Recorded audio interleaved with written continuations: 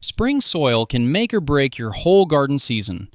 And if your plant struggled last year, the fix might not be the seed packet or the watering can. Welcome to rootInsect.com. Yep, and this is the time of year when people get excited about planting tomatoes, peppers, flowers, all of it. But they skip the part that decides whether those plants thrive or just survive, the soil. I think a lot of gardeners hear soil amendment and assume it's just another word for fertilizer. That's one of the biggest mix-ups. Fertilizer feeds the plant directly.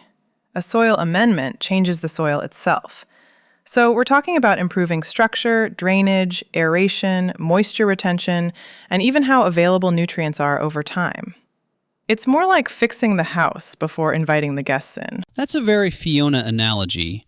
Mine would have been more like tuning the tractor before planting. Also acceptable. So why is spring such a smart time to do this? Because your soil is waking up. As temperatures rise, microbial activity starts picking up, roots begin pushing, and the ground is workable again. If you add amendments in spring, you're replenishing what last season used up and setting up better root development right at the start.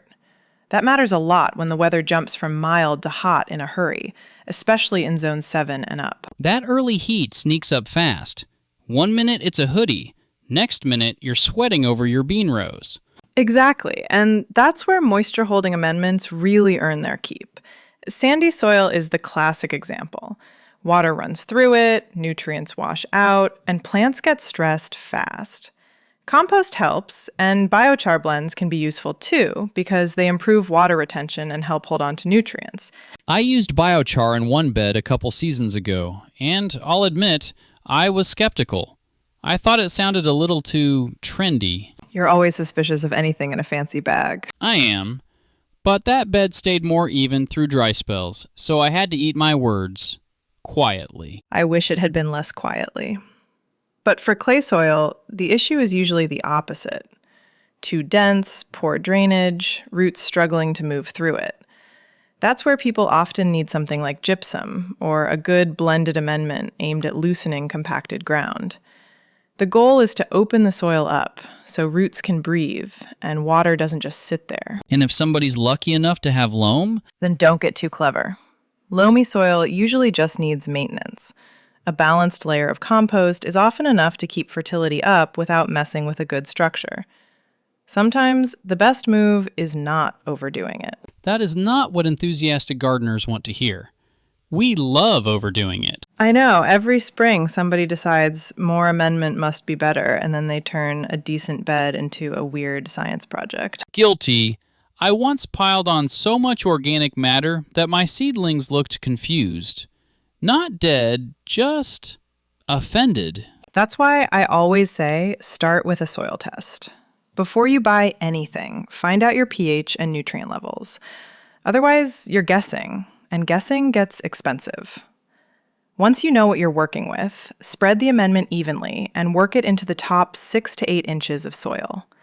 That's the zone where young roots need the help most. That depth matters.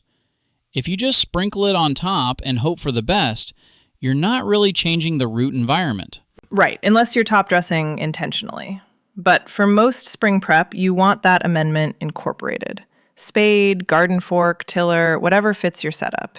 Just don't work the soil when it's too wet, or you'll create more compaction, especially in clay. So the short version is, match the amendment to the soil.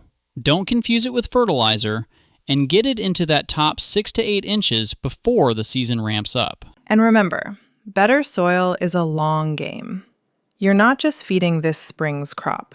You're building a healthier growing system year after year, whether it's vegetables, fruit, or ornamentals. Which is less flashy than buying new plants, but usually a lot more rewarding. And a lot cheaper than replacing stressed plants in June. There's the practical wisdom.